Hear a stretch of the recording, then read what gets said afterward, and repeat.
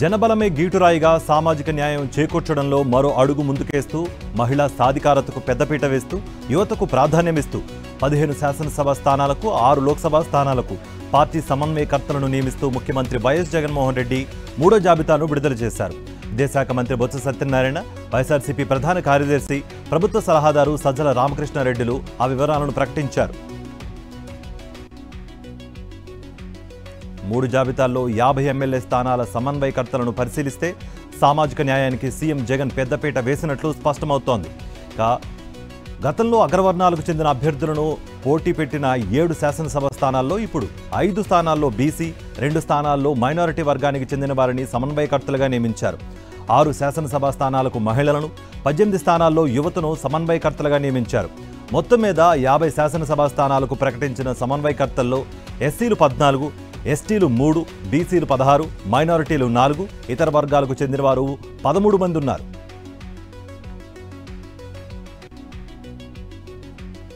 AP సచివాలయంలో 225వ రాష్ట్ర స్థాయి బ్యాంకర్ల సమావేశం మంత్రి బుగ్గాన రాజేంద్రనాథ్ అధ్యక్షతన జరిగింది. రాష్ట్రంలో 2023-24 బ్యాంకుల వార్షిక రుణం ప్రణాళికలో ఇప్పటి వరకు వివిధ బ్యాంకుల ద్వారా వివిధ సంక్షేమ పథకాలపై చర్చించారు వారు. శ్రీ సత్యసాయి జిల్లా హిందూపురంలో వైఎస్ఆర్సీపీ అభ్యర్థులను గెలిపించాలని మంత్రి పెద్దిరెడ్డి రామచంద్రారెడ్డి కోరారు. హిందూపురంలో లైఫ్ వరల్డ్ చారిటబుల్ ట్రస్ట్ ఏర్పాటు చేసిన కుల సంఘాలు, చేతివృత్తుల ఆత్మీయ సమావేశంలో మంత్రి పాల్గొన్నారు. సమస్యలు విన్న మంత్రి రామచంద్రారెడ్డి ఎలక్షన్లోపు సమస్యలను తీరుస్తామని హామీ ఇచ్చారు.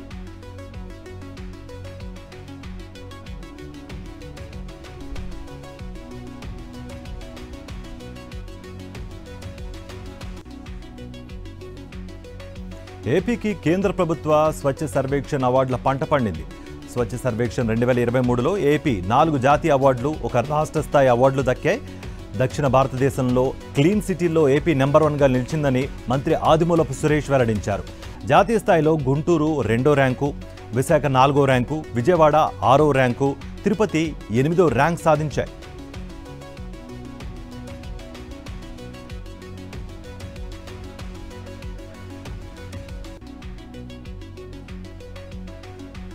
ఉమ్మడి కృష్ణా జిల్లాలో టీడీపీకి మరో షాక్ తగిలింది. తిరువూరు మాజీ ఎమ్మెల్యే స్వామిదాస్, ఆయన సతీమణి సుధారాణి సీఎం జగన్ సమక్షంలో వైఎస్ఆర్సీపీలో చేరారు. తాడేపల్లి క్యాంపు కార్యాలయంలో సీఎం జగన్ స్వామిదాస్కు కండువా కప్పి పార్టీలోకి ఆహ్వానించారు.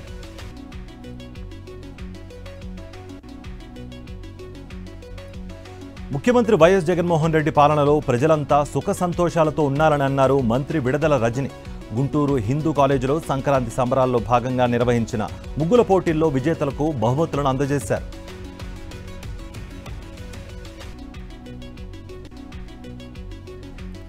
విశాఖలో ముందుగానే సంక్రాంతి శోభ కనిపించింది. విశాఖ పశ్చిమ నియోజకవర్గం సమన్వయకర్త ఆడారి ఆనంద్ కుమార్ ఆధ్వర్యంలో సంక్రాంతి సంబరాలు నిర్వహించారు. గోపాలపట్నం హైసల్ ఆవరణలో జరిగిన కార్యక్రమంలో ప్రాంతీయ సమన్వయకర్త వైవి సుబ్బారెడ్డి, ఐటీ మంత్రి గుడివాడ అమర్నాథ్తో పాటు పలువురు పాల్గొన్నారు. ఈ సందర్భంగా మహిళలకు వివిధ కేటగిరీల్లో బహుమతులు అందజేశారు. పేద ప్రజల శ్రేయస్సు కోసం సీఎం జగన్ కృషి చేస్తున్నారని వైఎస్ఆర్ జిల్లా మైదుకూరు ఎమ్మెల్యే సెట్టిపల్లి రఘురామిరెడ్డి అన్నారు. మైదుకూరులోని తమ కార్యాలయంలో MLA Raghurami Reddy CM relief fund చెక్కులను లబ్ధిదారులకు పంపిణీ చేశారు.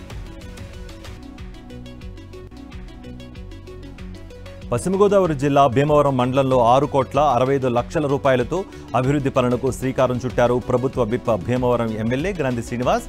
మండలంలోని చిన్న అమీరమ్మ గ్రామంలో 3,65,00,000 రూపాయలతో నిర్మించిన సీసీబీటీ రోడ్లను ఎమ్మెల్యే గ్రంథి శ్రీనివాస్ ప్రారంభించారు.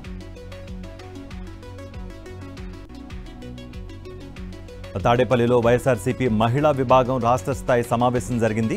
సమావేశంలో ఎమ్మెల్సీలు పోతుల సునీత, వరదు కళ్యాణి పాల్గొన్నారు. ఈ సందర్భంగా బాబు, పవన్కు ఓటుతో బుద్ధి చెప్తామన్నారు వైఎస్ఆర్సీపీ మహిళా నేతలు.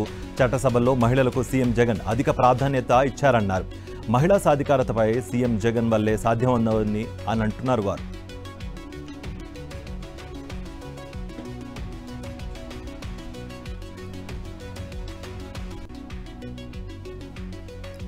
ఏలూరు జిల్లా టీడీపీ, జనసేన పార్టీలలో ముసలం కలకలం రేపుతోంది.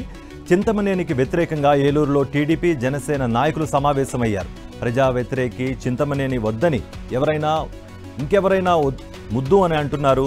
ఈ సమావేశంలో 2024 ఎన్నికల్లో టీడీపీ జనసేన అభ్యర్థిగా చింతమనేనిని కాకుండా వేరే వారిని ప్రకటించాలంటూ సభ్యులు తీర్మానించారు.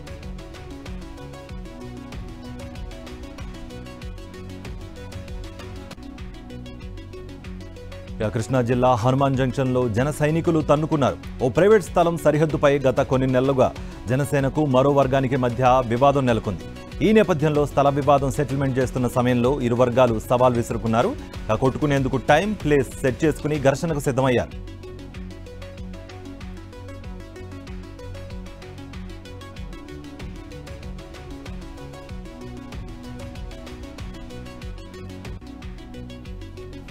తెలంగాణలో ఎమ్మెల్యే కోట, ఎమ్మెల్సీ బై ఎలక్షన్స్కు నోటిఫికేషన్ జారీ అయింది.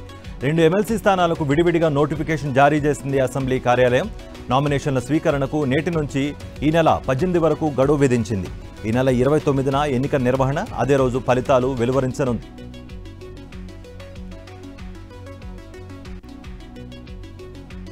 కాంగ్రెస్ అబద్ధాల ముందు అభివృద్ధి ఓడిపోయిందన్నారు బీఆర్ఎస్ వర్కింగ్ ప్రెసిడెంట్ కేటీఆర్.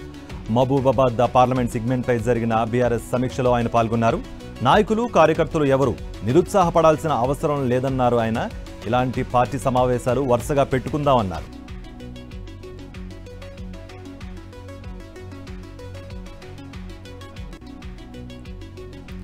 హైదరాబాద్ నాంపల్లి ఎగ్జిబిషన్లో సిటీ పోలీస్ స్టాల్స్ను సిపి కొత్తకోట శ్రీనివాసరెడ్డి ప్రారంభించారు.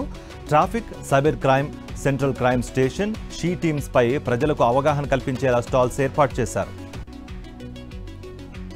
జీవో నంబర్ 55ను రద్దు చేసి వ్యవసాయ విశ్వవిద్యాలయ భూములను కాపాడాలంటూ ప్రొఫెసర్ జయశంకర్ విశ్వవిద్యాలయంలో విద్యార్థులు ధర్నా చేపట్టారు. రోడ్డుపైన వంట వార్పు కార్యక్రమాన్ని చేశారు. పెండింగ్లో ఉన్న 4 నెలల వేతనాలు చెల్లించాలంటూ స్వచ్ఛ ఆటో కార్మికులు విధులు బహిష్కరించి వరంగల్ మున్సిపల్ కార్పొరేషన్ ముందు స్వచ్ఛ ఆటోలతో ఆందోళనకు దిగారు. 4 నెలల నుంచి స్వచ్ఛ ఆటో కార్మికులకు వేతనాలు చెల్లించకపోవడంతో కార్మికులు ఆందోళన చేపట్టారు.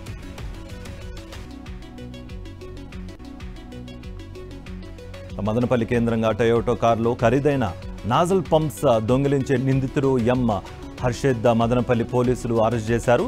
చోరీ చేసిన నాజల్ పంప్స్ను కారులో కర్ణాటకకు తరలించి బెంగళూరులో విక్రయించేవాడని పోలీసులు తెలిపారు.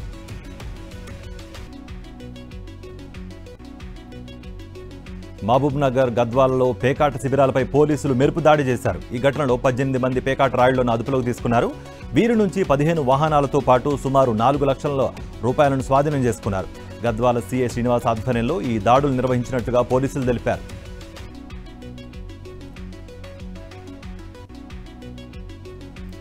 ఈ నెల 31 నుంచి పార్లమెంట్ ఓటాన్ అకౌంట్ బడ్జెట్ సమావేశాలు నిర్వహించనున్నట్లు ప్రకటించింది కేంద్ర ప్రభుత్వం. జనవరి 31 నుంచి ఫిబ్రవరి 9 వరకు 10 రోజుల పాటు పార్లమెంట్ బడ్జెట్ సమావేశాలు జరగనున్నాయి. ప్రభుత్వ పనితీరుపై రాష్ట్రపతి ఈ నెల 31న ప్రసంగించనున్నారు.